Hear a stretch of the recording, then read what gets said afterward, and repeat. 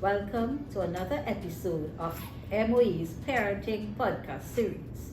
Today we are looking at transitioning from primary to secondary school. I am Mrs. Judy Sipasad and my co-presenter is Mrs. Denise Sigobin York. Let's talk transitioning. Sure. What is the purpose of transition? Well, transitioning is very important if we want our children to be able to have the full benefit of their secondary school life. Many times there are many threats that are involved, and if students are not brought to a place of awareness or they're educated about it, at that time when they try to negotiate can be a bit risky and they can have some negative experiences. So basically we are going to help parents to understand better how to support their children during transition. That's right. What does the research say about transitioning? Well, it is important for us to take note that, as I said before, it's high risk when children are not aware of what are some of the threats that they can encounter on their journey from primary to secondary. Primary school is quite different. It's more sheltered as compared to the secondary school environment. And there are many other factors that they're not exposed to directly that will be issue there when they get there. So we have to ready them. So let's look at some of the most important things parents should pay attention to. Sure. What do you think is the most important? Ooh, there's so many things, but I would firstly want to say it's quite intimidating for the children when they get into a new school environment in our country. We know that our primary schools can be quite small. It's within a community setting, and our secondary schools are vast in terms of the building size, getting around to different classrooms, labs that they will have to now go to, cafeteria, washrooms, different facilities that will be new to these students. Ms. Sigobin, tell us about this registration, because a lot of parents experience difficulties with registration. Let's tell them how you go about registration. Well, registration is very simple. Our parents would have been given the information in terms of their school placement. They're at the place. They need to walk definitely with some key documents that would help with the process. So they are going across with their child on the day of registration. They will need the child's birth certificate. They will need passport pictures. But is it the birth certificate with the pen, or can the old blue one work? Oh, definitely you will have to have the new birth certificate with the PIN number, because that's the one that's going to be accepted. Some children may have to walk with their baptismal certificate if it is a denominational school that they will be attending. And also the parents would need to have copies. It's important to have copies. However, there are some people who may be seeking to have a transfer done on that day. It can only be done by a caregiver, a legal guardian of the child, or the parent of the child. So, Denise, can a parent get a transfer without registering the child? Oh, definitely not. They will have to take the child to the school even if they're not pleased with the placement. They have to take the child there, and the process will be done there at the school by the person who would be identified for the registration process. And they would be responsible for following through with the documentation through Ministry of Education. No parent is to ask for the documentation to take home with them or even to pass it through for themselves. So there is a form to apply for transfer in your school that you are registering in. That's correct.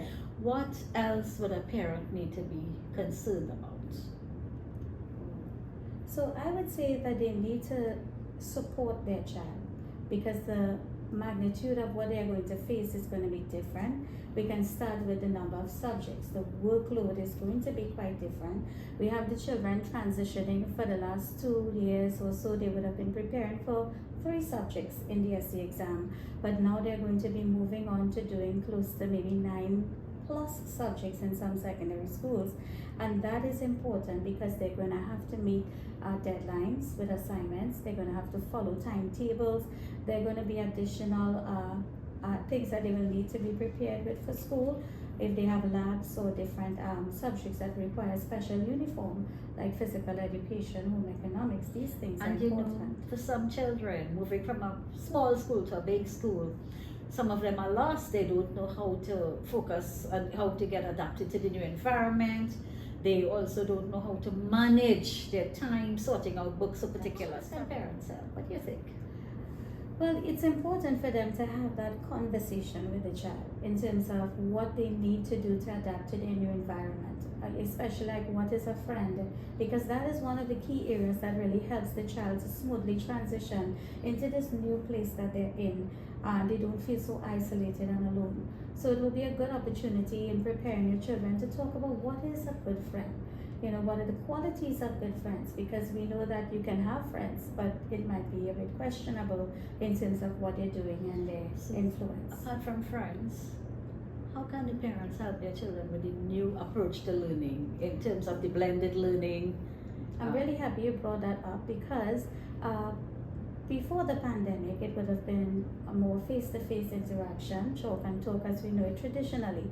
But now that we are post-pandemic, we have seen that the education system is still embracing the technology, and you have a blended approach happening where you have the face-to-face teaching happening in the classroom, but parents must be aware that many schools are still using different platforms, media platforms for sending assignments and work and notifications, like the Google Classroom. Right. In terms of the platforms, apart from the Google Classrooms, parents need to be familiar with the WhatsApp messages where teachers can send messages.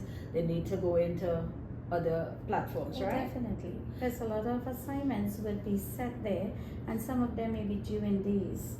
And it really is important for you to be on top of these things, because it will contribute to the child's end of the week assessment, or maybe end of the term assessments. So for some of the children who may be coming from a rural area into a suburban area and from traveling long distances, what advice you think we can give the parents? It's very important for them to help their child to understand that there's always going to be challenges. They have to develop that resiliency, and finding a routine helps quite a bit. So, you know, some children may be very exhausted when they get home in the evening, depending on the child. So you may want to help them get up earlier in the morning and do their studying then, so that they can get their work in. They also have to be very attentive to what type of transportation they're taking. You have to also manage the time in which they're getting to and from home, so you can probably have a little WhatsApp message or call to make sure that they are coming in and going out in a time that is well managed. And there's apps that you can download as well, where in case you're in trouble, you can click on it and you'll be able to get help. Okay, you know, a lot of parents sometimes are not pleased with their choices. What can we tell parents? Because not every child is going to get their first choice. So how can we help parents like that? Well, that's quite true. I myself understand that dynamics walking in those shoes this year. And as a parent, you have to first prepare yourself mentally to understand that disappointments are not always disappointments. I'm not sure if it makes sense to you hearing that. But it's really about the support that is given to the child, the potential of the child, helping them, supporting them. I've seen children over the years not get the choice of school that they would like, but they would have gone on and they would have excelled, they would have done wonderful things. And that is a very important thing that parents must understand. This is like a stepping stone into their future, but it is not the end of it all. And it's important that they know that all schools have the same curriculum. That's right. The teachers are qualified in the subject areas and so on. So a lot will depend on how the child wants to work and the parent support at home. If a parent needs help, who can the parent turn to? Because sometimes children get flustered, they meet a new home teacher, they have so many different subject teachers, and they get flustered because it's a new environment, it's new people, it's new subjects. Who can a child go to for help? I'm really glad that you asked that question, because as a parent myself, we realize that sometimes we are willing to help a child, but they do not respond to us the way that we would like them to. So hearing it from another person is important. And at the schools, most of our schools, we have our different personnel that is available there.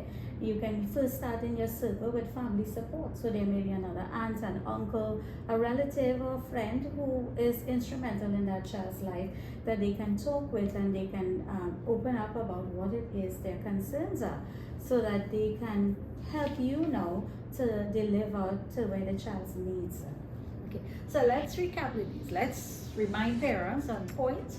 What are some of the things to look for? Traveling arrangements will need to be made. Definitely. A work routine, the blended approach to education, use of technology. What else can the parents? I would definitely want for our parents to take note that our children, the age that they're at 11 plus.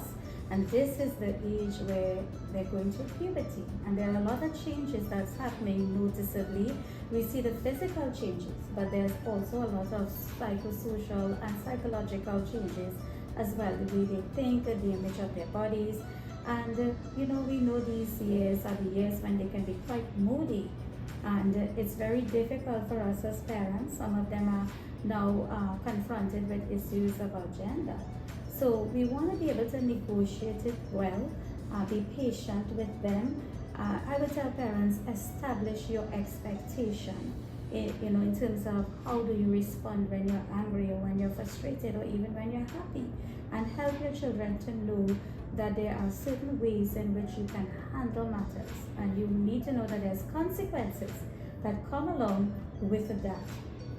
So in closing, we'd like to remind parents the school uniform is important, whether the child goes to school in what you consider a prestige school or we consider regular. So wherever the child goes, the importance of wearing a uniform, following school rules, being familiar with the requirements, and keeping in touch with your child. Thank you for joining us at our parenting podcast for transitioning from primary to secondary. You can get more information on a link, SSSD link at moe.gov.tt, and you can also look out for more videos on our parenting podcast series. Thank you so much. Goodbye.